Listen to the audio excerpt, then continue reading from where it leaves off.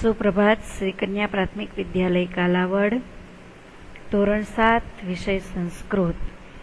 विद्यार्थी मित्रों, આપણે પાઠ્યપુસ્તકના પ્રકરણ 4 સુધી પૂર્ણ કર્યા, સાથે સાથે ગ્રામરના 2 ટોપિક શીખી ગયા છીએ।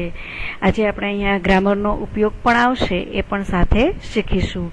વિદ્યાર્થી મિત્રો, સંસ્કૃત ભાષા દરેક ભાષાની જનની હોવાને નાતે પણ આપણે સંસ્કૃત ભાષાને નમસ્કાર પણ કરીએ।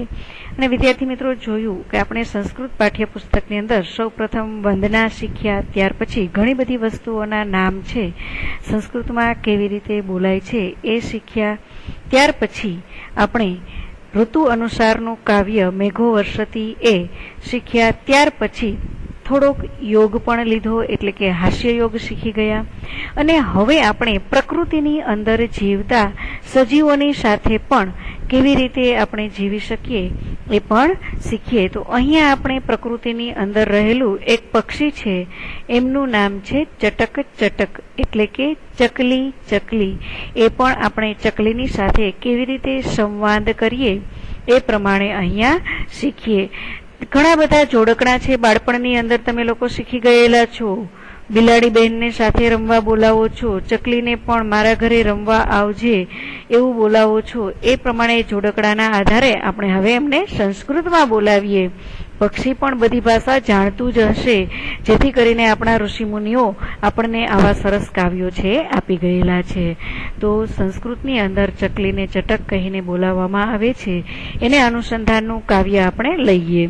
વિદ્યાર્થી મિત્રો, આ કાવ્ય કંઠસ્થ કરવાનું છે।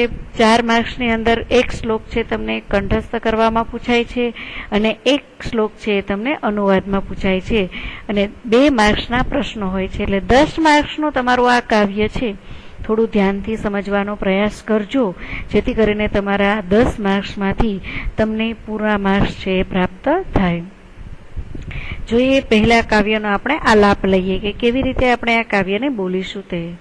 ચટક ચટક રે ચટક, ચીવ ચીવ કુજસી ત્વમ વિગહ, નિડે નિવસસી સુખેન ડયસે, ખાદસી ફલાની મધુરાણી, વિહરસી વિમલે વિપુલ ગગને, ન અસ્તિ જનઃ ખલુ વારયિતા, માતા પિતરા વ ઇહ મમ ન સ્તઃ, એકાકી ખલુ ખિન્ન અહમ, એહિ સમીપમ ચીવ ચીવ મિત્ર, દદામિ તુભ્યમ બહુધાન્યમ, ચણક સ્વીકુર પીબર નિરમ, ત્વમ પુનરપી રટ ચીવ ચીવ ચીવ, તોષય મામ કુરુ મધુર આલાપમ, પાઠ્ય મામ આપી ત્વમ ભાષામ।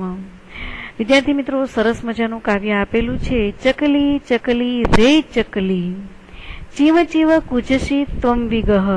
વિદ્યાર્થી મિત્રો, અહીંયા કુજસી શબ્દ વર્તમાન કાળના પ્રત્યયોમાં જે આપણે બીજો પુરુષ એક વચનમાં સી થહ થહ શીખેલા હતા, એમાંથી અહીંયા ચકલીને માટે સી વપરાયેલું છે। કુજસી એટલે કે તું કુંજન કર, એટલે કે તું તારો મધુર અવાજ છે એ બોલ। એટલે અહીંયા આપણે તું કુંજન કર એવું જ લખવાનું છે। તું પક્ષી તારું, ત્વમ વિહગહ એટલે તું પક્ષી, કુજસી એટલે તારું કુંજન કર, ચીવ ચીવ હે પક્ષી તું તારું ચીવ ચીવ કુંજન કર। ચકલી ચકલી રે ચકલી, હે પક્ષી તું તારું ચીવ ચીવ કુંજન કર। આ રીતે અનુવાદ લખવાનો છે। નિડે નિવસસી સુખેન ડયસે, ડયસે એટલે રહેવું અથવા તો હરવું ફરવું, અને નિડે એટલે કે માળામાં। નિવસસી અહીંયા પણ સી પ્રત્યય લગાડવામાં આવે છે। તું માળામાં સુખેથી રહેજે। નિડેનો અર્થ થાય છે માળો। અંગ્રેજી અને સંસ્કૃત ભાષાની અંદર નિડે શબ્દનો અર્થ માળો બતાવવામાં આવેલું છે। તું સુખેથી માળામાં રહેજે। ખાદસી ફલાની મધુરાણી, તું મીઠા ફળો ખાજે, તું મધુર મીઠા ફળોને ખા। વિહરસી વિમલે વિપુલે ગગને, વિપુલ શબ્દનો અર્થ પુષ્કળ, મોટું, વિશાળ, આવા ઘણા બધા અર્થો એના થાય છે।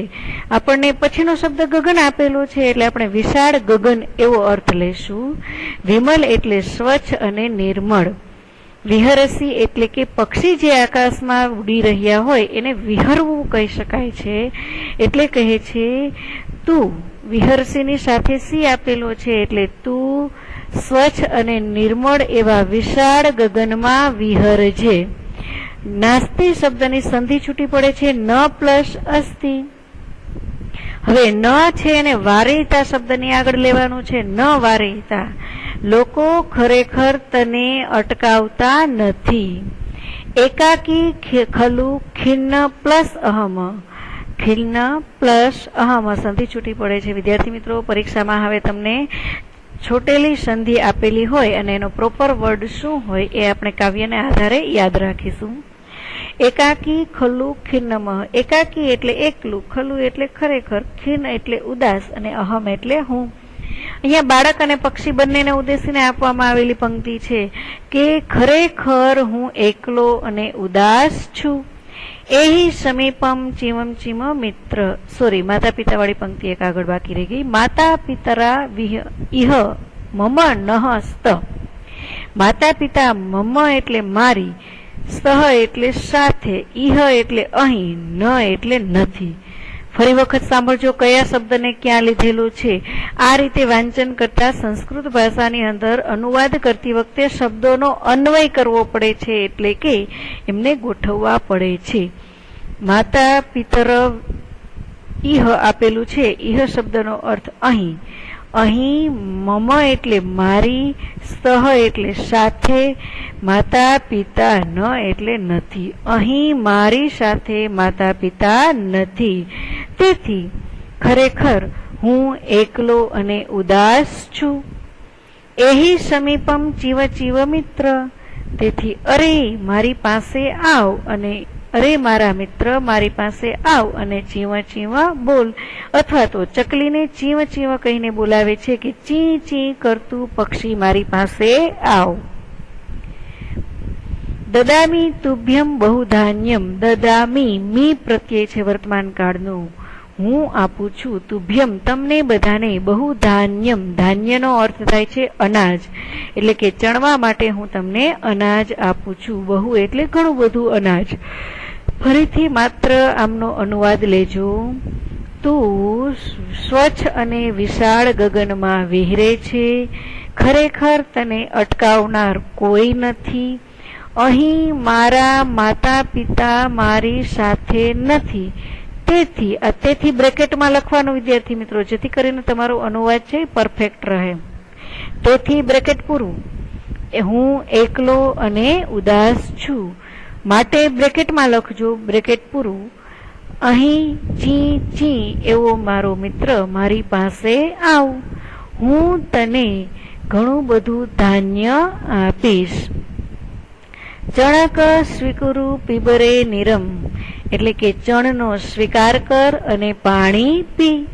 ત્વમ પુનરપી રટ ચીવ ચીવ ચીવ. ત્વમ એટલે તું, પુનરપી એટલે વારંવાર, રટ એટલે બોલ. તું વારંવાર ચી ચી ચી બોલ.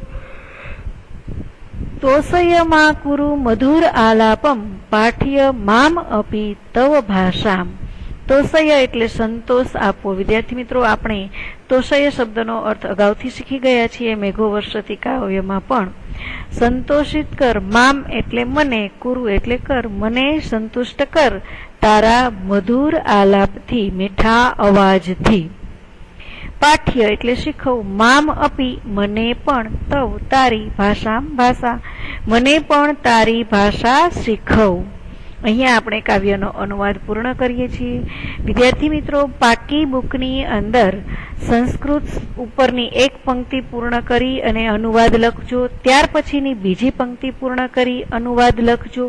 ત્યાર પછી ત્રીજી, જે તમને પેરેગ્રાફ વાઇઝ આપવામાં આવેલી છે પાઠ્યપુસ્તકમાં એ પ્રમાણે અનુવાદ છે સંસ્કૃત અને અનુવાદ બંને સાથે લખજો.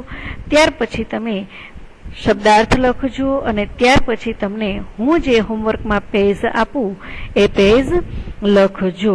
અહીંયા તમને સ્વાધ્યાય આપવાનું છે, જાતે પ્રયાસ કરજો. કયા પક્ષીનો કેવો રંગ હોય છે, કયા રંગને સંસ્કૃતની અંદર કયા શબ્દથી ઓળખી શકાય છે તે અહીંયા તમને ઓળખાણ આપી દઉં છું. હરિતઃ એટલે લીલું, શ્વેતઃ એટલે સફેદ, ચિત્રિતઃ એટલે દોરવું, એટલે કે વધારે રંગબેરંગી હોય એમને ચિત્રિતઃ કહેવામાં આવે છે. કૃષ્ણ એટલે કાળું, અને કપોતઃ એટલે કે એ પક્ષીનું નામ છે કબૂતર, અને પિતઃ એટલે પીળા પિત્તાંબર રંગનું હોય છે એમને પિતઃ કહેવામાં આવે છે. બાકીનું છે તમે જાતે સમજી શકો છો. અને આપણે લાસ્ટમાં આપેલી પંક્તિ છે વધારે વાક્ય બનાવવા, તો ત્વમ નિરમ પીબમ, તું પાણી પી એવું આપેલું છે, તો દરેક શબ્દ સાથે લઈ શકો છો. ત્વમ દુગ્ધમ પીબમ, ત્વમ રસમ પીબમ, તમ શીતપેયમ પીબમ. શીતપેયમ એટલે ઠંડા પીણા. એટલે દરેક શબ્દનો ઉપયોગ કરી અને વધુ વાક્ય આપણે બનાવી શકીએ છીએ. માત્ર નામ છે લીટી કરેલ શબ્દની દૂર કરી અને ત્યાં બીજો શબ્દ બ્રેકેટમાં આપેલો શબ્દ ત્યાં મૂકીએ. અહીંયા આપણે આ કાવ્યને પૂર્ણ કરીએ છીએ. આપેલ હોમવર્ક પાકી બુકમાં લખી લેવું. ધન્યવાદ.